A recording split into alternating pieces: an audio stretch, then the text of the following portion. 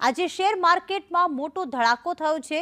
વર્ષ 2025-26ના જે નાણાકીય વર્ષના પ્રથમ દિવસે જ મોટો ધડાકો નોંધાયો છે। સેન્સેક્સ 1200 પોઈન્ટ નીચે ગગડી ગયો છે, તો નિફ્ટીમાં પણ 295 પોઈન્ટથી વધુનો ઘટાડો જોવા મળી રહ્યો છે। ટ્રમ્પના ટેરિફ પ્લાનની બજાર ઉપર નેગેટિવ અસર થવા પામી છે।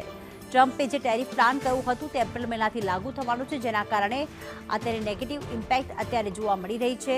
અને આજે ફાઇનાન્શિયલ યર 2025-26નો પ્રથમ દિવસ છે, એવામાં શેર માર્કેટમાં ઘટાડો નોંધાયો છે।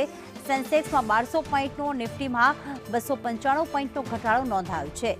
ટ્રમ્પે જે ટેરિફ વધારવાની જાહેરાત કરી હતી, ટેરિફ નાખવાની જે વાત કરી હતી ભારત દેશ પર, તેની નેગેટિવ ઇમ્પેક્ટ અત્યારે જોવા મળી રહી છે। અને માર્કેટના લગભગ દરેક સેક્ટરના જે શેર્સ છે તે અત્યારે ઘટીને ટ્રેડ કરી રહ્યા છે।